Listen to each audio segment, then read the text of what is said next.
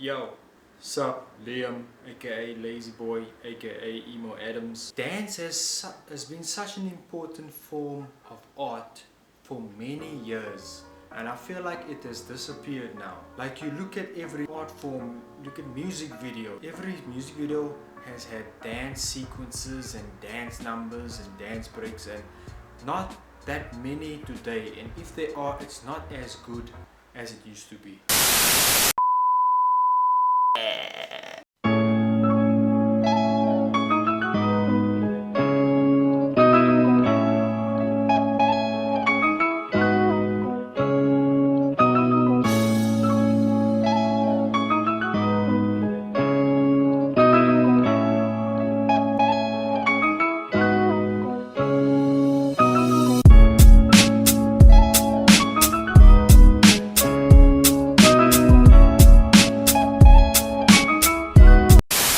Hi, today we'll be talking about dance, specifically dance movies.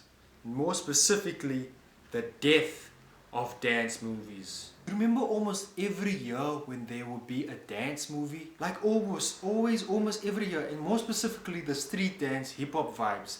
Always those type of movies. It was like almost like the dystopian era, but way better. Those movies are the reason why I want to dance for no reason. Like in my head, I can hear a song and I can make up my own choreography. I can make up my own music video. I can think of any area I want to do my dance. Those movies were golden, perfection. Now you'll never have movies like that again.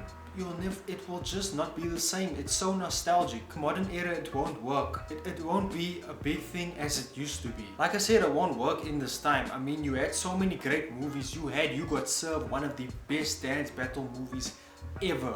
You had the iconic Timbaland with that nice intro, with that nice battle. You had the dance. The battle was really in a ring, like you had the turnbuckles and ring ropes. It took me so long to realize what they were carrying in those bags every time they will go to that guy who has had 10,000 burgers in one day. I was more focused on the dancing. Like obviously at that age, especially with Spider-Man, you weren't interested in Tobey Maguire back then. You just wanted to see him be a Spider-Man and swing. I wanted to see Omarion Buster move, touch everywhere. Then after you had more of those, you had the greatest dance movie franchise of all time, Step Up.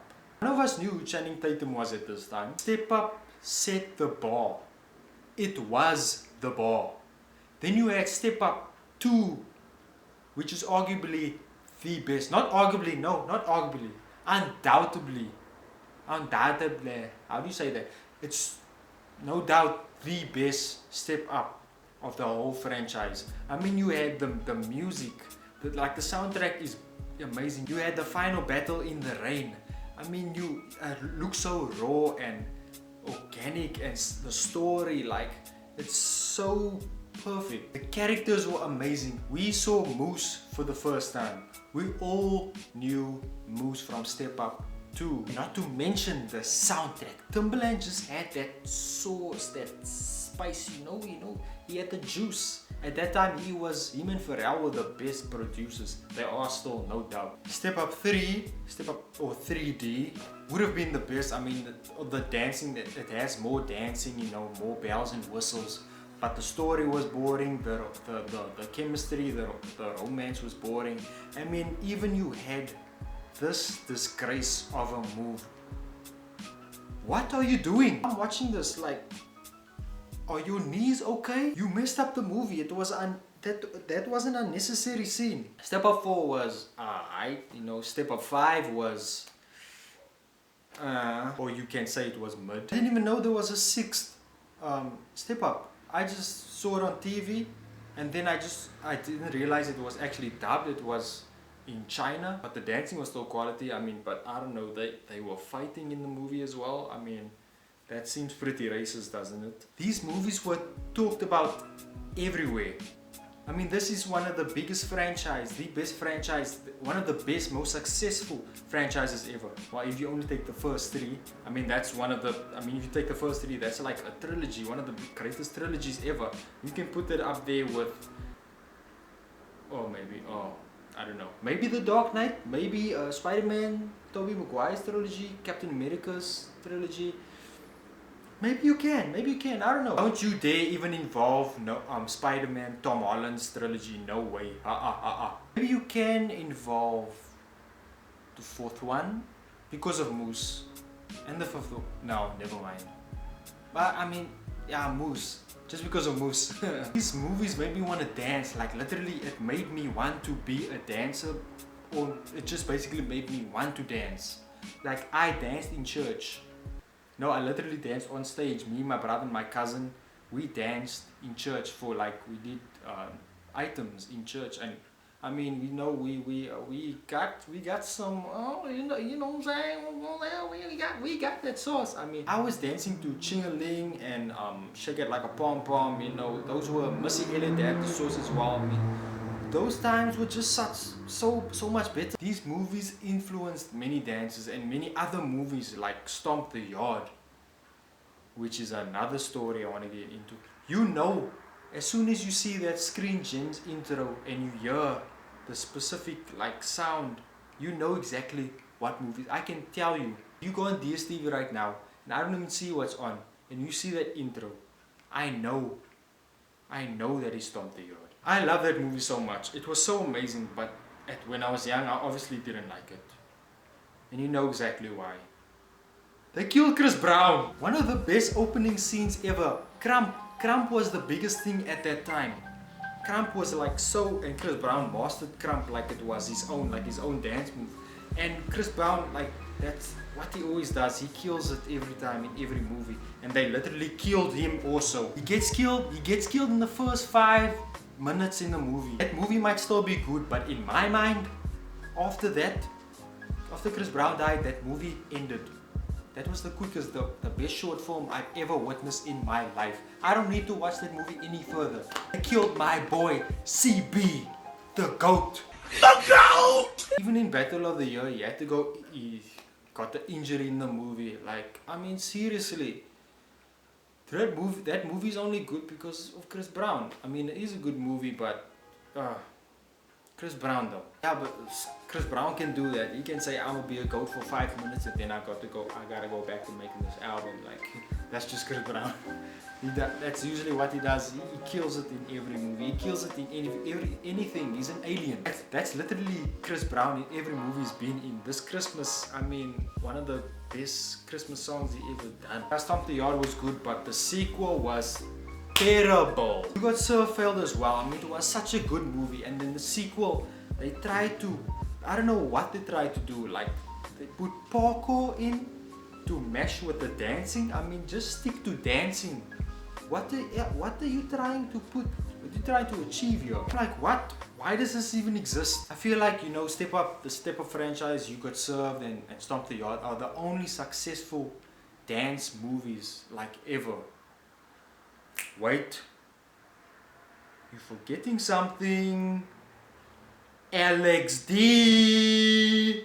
If you don't know what Alex D is, smack yourself in the face right now. Do it.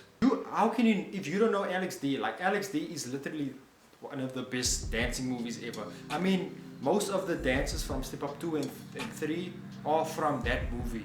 I feel like that movie helped them to get those roles in the Step Up movies. It was like these different scenarios like brought together into one, you know, like almost like they are the Avengers. Like, they show certain scenes of them dancing and they will get invitations to be part of this guy's team to help save his wife that is in that Neo music video, One in a Million. And then all of a sudden in part 2 they have superpowers. Their dancing moves are superpowers.